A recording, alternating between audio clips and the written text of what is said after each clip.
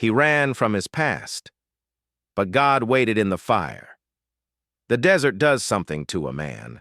It strips away the noise, the pride, even the memory of who he once was. And for Moses, that was the point. He had once been a prince, an Egyptian by name, a Hebrew by birth, raised in Pharaoh's palace, taught by the finest minds, served by countless hands. But all it took was one impulsive moment, one act of justice turned murder, and he fled. He had been running ever since. For 40 years, the wilderness had been his refuge. Dry winds replaced royal halls. Goats and sheep became his companions. He married, built a quiet life, and learned to forget. But purpose doesn't die in the desert. It only waits. One morning, Moses guided his flock farther than usual, toward Mount Horeb, the mountain of God. The terrain was rocky, the sun relentless. The sheep wandered among scattered stones. Then he saw it, a bush, on fire. But something was wrong. The fire didn't consume it. No smoke, no crackling wood, just flame, burning, alive, and still. Moses narrowed his eyes, stepped closer. Curiosity overpowered caution. Suddenly, a voice, clear, deep, ancient. Moses. Moses. He froze. No wind had carried the sound. No man had spoken. Still, it knew his name. "Here I am," he answered instinctively. "Do not come any closer," the voice warned. "Take off your sandals, for the place where you are standing is holy ground." Moses bent down, removed his sandals. The ground felt no different, dusty, cracked, sun-baked. But something had changed. The space between heaven and earth had thinned. The sacred had entered the ordinary. "I am the God of your father," the voice continued, "the God of Abraham, the God of Isaac, the God of Jacob." And Moses fell to the ground, face buried in trembling hands. Because when fire speaks, it exposes everything: fear, guilt, questions. He was not ready, but God was not done. "I have seen the misery of my people in Egypt," the voice said. "I have heard their cries, I know their suffering, and I have come down to rescue them." A pause.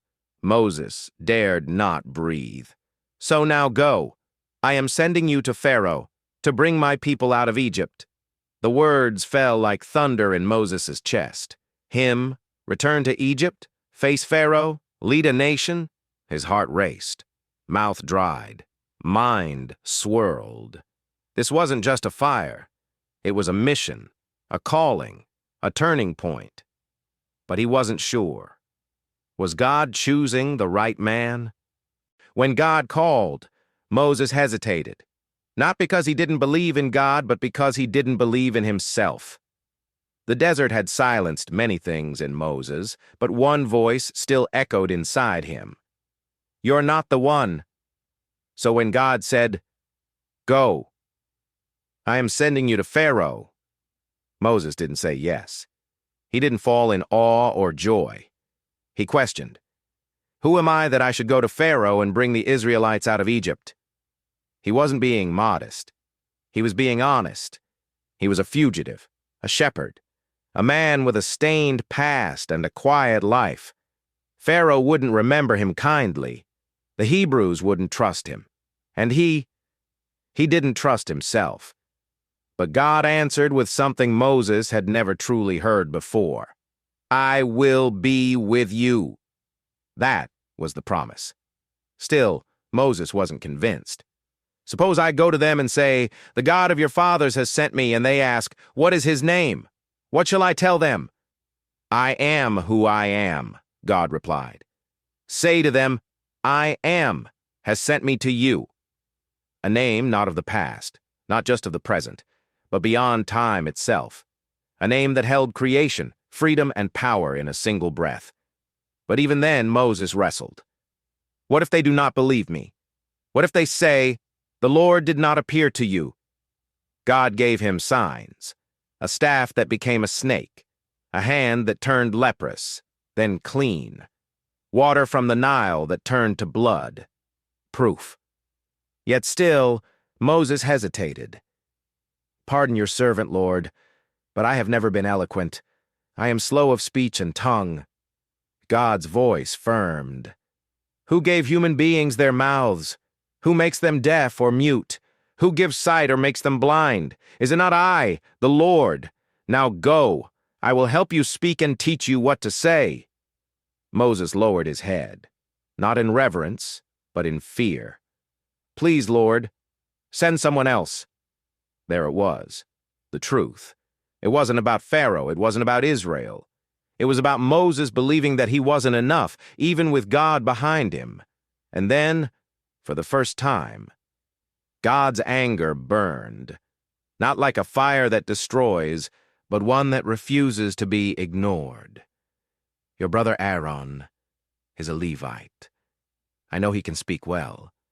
He is already on his way to meet you, and he will be glad to see you. You shall speak to him and put words in his mouth. I will help both of you speak, and will teach you what to do." God would not change his mind, but he would make room for Moses' weakness, because God doesn't only call the strong, he strengthens the called. Moses bowed again, this time not in fear, but in surrender. The same path he once ran away from would now become holy ground beneath his feet. Moses stood in the glow of the burning bush, the embers of doubt still flickering in his heart. But now the flame had moved from outside to within. He had no army, no weapon, no crown, but he had a staff and a promise. God's voice no longer thundered, but it echoed through every breath Moses took. "Go, I will be with you." So Moses went.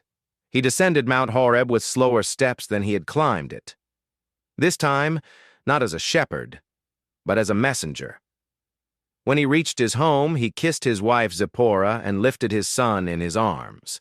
He told Jethro, his father-in-law, "Let me return to my own people in Egypt, to see if they are still alive." Jethro looked at him with silent understanding. "Go in peace." And so, with staff in hand, family beside him, and a desert behind him, Moses walked back into the land of his past. Meanwhile, in Egypt, the people of Israel groaned. They had been building Pharaoh's cities with bloody hands and broken backs. Hope was a word whispered only by children. The elders had grown quiet. The chains had grown louder. And Pharaoh?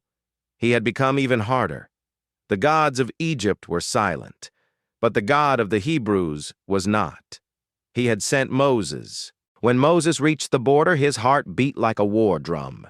He saw the towers again, the symbols, the golden statues of gods that had never spoken. He tightened his grip on the staff. It had once been a shepherd's tool. Now, it was a sign, a vessel of miracles. He met Aaron on the road, just as God had promised. Two brothers, reunited by prophecy. They embraced not just as family, but as partners in a holy mission. Together they entered the camp of Israel. They gathered the elders, and Moses told them everything. The voice from the bush, the signs, the command. Then Aaron raised the staff. The people watched, and when they saw the signs, they believed. "The Lord has seen us," they whispered. "He knows our suffering." They fell to the ground, not in fear, but in worship. And in that moment, Moses understood something. The fire in the bush had never gone out. It had simply moved, from a desert shrub to a people about to rise. Moses had fled Egypt as a man of guilt, but he returned as a man of purpose. Because God doesn't wait for perfect people. He calls those who are willing to listen, even through the fire.